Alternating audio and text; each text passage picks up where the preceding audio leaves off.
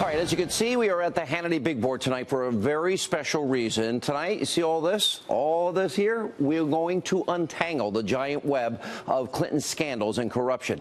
It's unlike anything we have ever done on the show before. It's coming up in just a few minutes. But first, the Attorney General, Jeff Sessions, he appeared to downplay the idea of appointing a special counsel to investigate the corrupt Uranium One deal and the pay-to-play Clinton Foundation issue. However, sources are telling me tonight Sessions may in fact not be revealing all of his cards. Now, I can tell you this tonight from what I am hearing. Investigations may already be underway, and things apparently are moving very quickly. Now, keep that in mind while you listen to this exchange between Ohio Congressman Jim Jordan and the Attorney General Jeff Sessions about appointing a special counsel. Watch this. What's it going to take, if all that, not to mention the dossier information, what's it going to take to actually get a special counsel? It will take a factual basis that meets the standards of the appointment of a special counsel. Is that analysis going on right now? Well, it's in the manual of the Department of Justice about what's required. We've only had two. The first one was the Waco, Janet Reno, Senator Danforth, who took over that investigation as special counsel, and Mr. Mueller. Each of those are pretty special factual situations. Let me ask it this way. And we will use the proper standards, and that's what only thing I can tell you, Mr. Jordan. Well, I appreciate you can have your idea, but sometime we have to study what the facts are and to evaluate whether it meets the standard. Well said. So let me ask you this. If in fact, a special counsel.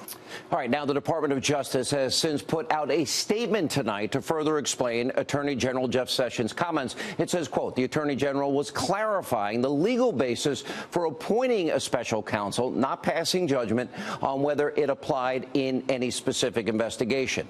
Now, that statement and Sessions' testimony today is crucial in all of this. Now, Sessions is explaining that just because a special counsel has not been appointed, that does not mean that it won't happen and that the threshold for one won't eventually be met. Now, look, we've been exposing these massive Clinton scandals and, frankly, I believe crimes on this show for over a year. Yes, it's frustrating. People are getting impatient. I totally understand why Congressman Jim Jordan was pressing and demanding answers to important questions. We all want the truth. There needs to be an investigation because we know laws were broken. We know crimes were committed. The evidence is overwhelming. It's incontrovertible. Now, with all that said, things are happening that we can't reveal all the information tonight, but here's what I can tell you. If you listen very closely to Sessions today, he is suggesting that it would take, quote, a factual basis that meets the standards of a special counsel in order for the DOJ to make that type of appointment. Those words, I can assure you, were carefully crafted. Now, sources told me earlier this month, and we reported it right here on this show, that Sessions has not, hear me, has not recused himself in the Uranium One scandal. And if there's an ongoing investigation, Sessions can't reveal all that in an open setting in front of Congress. Now, we're going to have a lot more to say about these things in coming days. Now, Congressman Ron DeSantis, he also had a very interesting exchange with the Attorney General today. Watch this. In the past, did the FBI or DOJ inform either President Obama, Secretary Clinton, or any cabinet secretary that it had uncovered evidence that Rosatom's main U.S. executive, Vadim Mikirin, was engaged in bribery, kickbacks, and money laundering before the Obama administration approved the Uranium One sale in 2010? Is that the Mikirin matter, the matter that was prosecuted in Maryland? 2014, but there was an informant in 2009, 2010. The FBI had evidence of bribery, kickbacks, and money laundering. Was that information conveyed to any of the relative people on the CFIUS board? Clinton, other cabinet secretaries, or was it given to the president? The way I understand that matter is that the case in which Mr. Mikirin was convicted was not connected to the CFIUS problem that occurred 2 to 3 years before. All of that should sound very familiar because it is exactly what the facts are. What we've been telling you on the show for months, that Vladimir Putin and his agents, they orchestrated a bribery, kickback, money laundering, racketeering scheme, all in an attempt to get a foothold in America's uranium market. Now, this, of course, was all going on while Hillary Clinton and the Obama administration were signing off on that corrupt Uranium One deal. Yet nobody did anything to stop Putin and his plan. Now, there's so much important information that we need to explain tonight, and we're going to untangle this web of Clinton corruption and show you how all of it is connected. All right, let's start right up here with the Uranium One scandal. At the very center of this, we have, of course, Hillary Clinton. Now, in 2010, Clinton was serving as the Secretary of State. One of her responsibilities was, as the head of the Department of State, to serve on a committee of foreign investment in the United States. It's known as CFIUS. Now, it was made up of 9 officials from different departments in the federal government. They were tasked with reviewing foreign investments in U.S. companies and resources. One last point here. You see all of this. Now, remember, we don't have enough uranium in this country. We have to import uranium. Now, another notable Obama official that was serving on that board was the Attorney General. That's Eric Holder. And together, along with 7 other Obama officials, well, on this government board, they approved the sale of a company called Uranium One to a foreign nuclear energy company. Pay close attention here. Watch all of this begin to unfold. Now, Uranium One was a Canadian-based uranium mining company, and it controlled an estimated 20% of raw uranium in the United States. By the way, we don't have enough. We import it. In other words, 1/5 of America's supply of the foundational material used to make nuclear weapons, and we import it because we need it. And the company that Hillary Clinton, Eric Holder, and other Obama officials allowed to buy Uranium One. It's called Rosatom. That's a Russian state-run atomic energy conglomerate. That's controlled by Vladimir Putin and the Russians. You know, the bad actors, the hostile regime. Now, to put this simply, then Secretary of State Hillary Clinton and others, 9 total, approved a Russian takeover of 20% of America's uranium supply in 2010. Now, that's all while Vladimir Putin was becoming more and more hostile on the world stage. Why would anyone, let alone members of our government, think it's a good idea to let Putin control 20% of our uranium supplies when we don't have enough? It never made sense. It still doesn't make sense. It's not like America has a lot of uranium to begin with. Guess what? Hillary Clinton, Eric Holder, if you look at all of this up here, and the rest of the Obama administration, I argue, created a national security crisis. This is insanity. And then in 2010, during the very same time that the Uranium One deal was being reviewed by the government board, former President Bill Clinton, he sought approval from his own wife's State Department to meet in Moscow with high-ranking board members of this group, Rosatom, that controls all their energy there. The request was made while Bill Clinton prepared to give a $500,000 paid speech in Moscow, twice his usual speaking fee. The bank involved, by the way, had a financial interest in all of this, Uranium One, and it was called Renaissance Capital. And they have links to the Kremlin. And it was actively lobbying for the Russians to take over Uranium One. Now, ultimately, the speech took place, but meeting with Rosatom never happened. Instead, Bill Clinton just sat down with Vladimir Putin himself. Now, the last piece of this web of corruption is the Clinton Foundation. Now, between 2009 and 2013, the chairman of Uranium One used his family foundation to make millions of dollars in donations to the Clinton Foundation before and after Hillary approved the sale of the company to Putin and Russia. And that's not all. Other Uranium One investors, guess what? They also donated millions of dollars to the Clinton Foundation. Now, where I come from, that sounds like a quid pro quo. That's what we call pay to play. Now, look at all of that. You see that? Okay, that's only part of it. Now let's turn to the second ongoing Clinton scandal. Now, no matter how much Hillary Clinton deflects and ignores this issue, the scandal surrounding a private server will not go away because she broke the law and she got away with it. This all started in 2008. Private server, email account, set up under the name of a former Clinton aide. In 2009, Hillary Clinton becomes Secretary of State. She uses that personal email account to conduct official State Department business where she sent and received top secret, special access program, classified information. You're not allowed to do that. This came to light in 2015 after the House Select Committee on Benghazi subpoenaed Hillary Clinton's emails related to the Benghazi terror attack. Following the subpoena, an employee of Platte River Networks, that's that small mom and pop shop in a bathroom tech company, well, they were responsible for servicing Hillary Clinton's private server. And let's see, they deleted, what, over 30,000 emails using something that's called bleach bit. It's like acid washing your hard drive. Then once all of this was revealed, and because of concerns that Hillary may have mishandled top secret government information, the FBI actually opened a criminal investigation, find out what's going on here. You're not allowed to do this. The person in charge of the investigation was then FBI Director James Comey. See how this is all beginning to come together here? Oh, pretty interesting. Now, during the course of the investigation, the Attorney General, Loretta Lynch, asked James Comey, hey, don't call this an investigation. Call it a matter. Oh, take the Clinton talking points, and Comey willfully complied. Then 1 week before James Comey announced the FBI's decision on whether or not to pursue charges against Hillary Clinton, then the Attorney General, Loretta Lynch, who you can see right here, and former President Bill Clinton, you can see right there. They had that meeting on the tarmac for a private meeting lasting 40 minutes.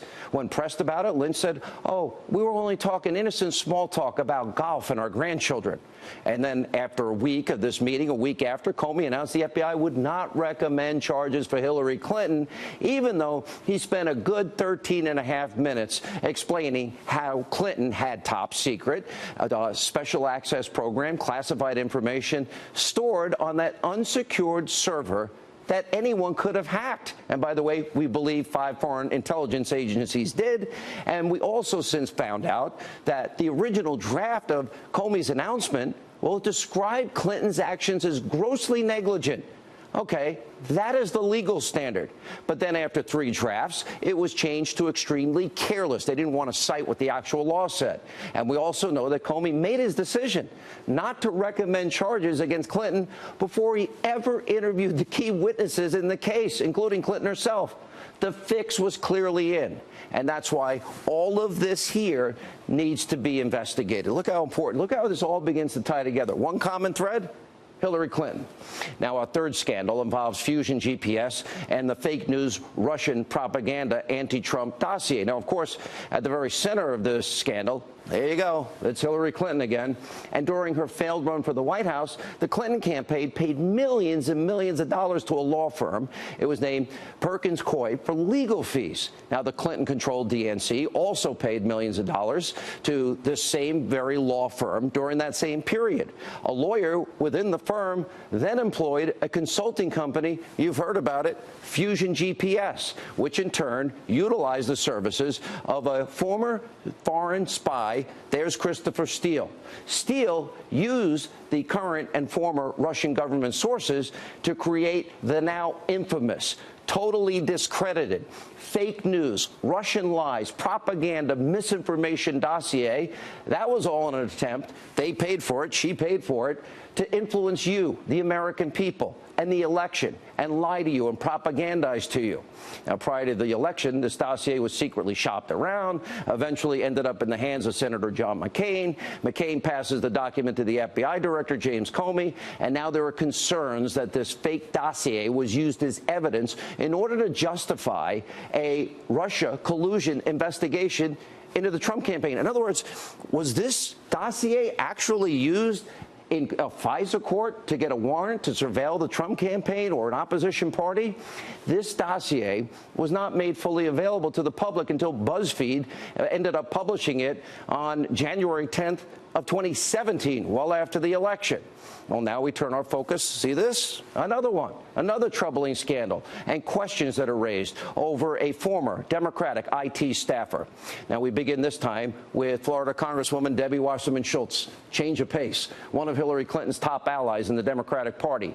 Now, she employed an IT staffer named Uranium One. Now, One and several of his relatives, all right, they all worked for congressional Democrats as IT staffers for years, and they reportedly earned between $2 and $4 million, all while having access to House servers.